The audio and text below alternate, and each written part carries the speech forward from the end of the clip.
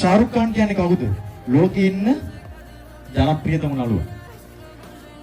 එයා මෙලෝ රහකට නැති මිනිස්සෙක් කියලා ඉස්සර හිතාගෙන හිටියා.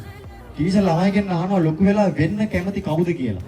ඒ වෙලාවේ ළමයි කියනවා මම මෙයා වෙනවා, මම ටීචර් කෙනෙක් වෙනවා, මම ડોක්ටර් කෙනෙක් වෙනවා. මෙහෙම කියද්දි ශාරුක් ખાන් කියනවා මම කැමති නළුවෙක් වෙන්න.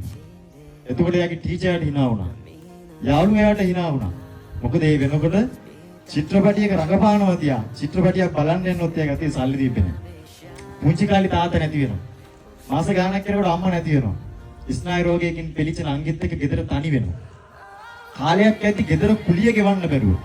දෙන්නම පාරට වැඩෙනවා.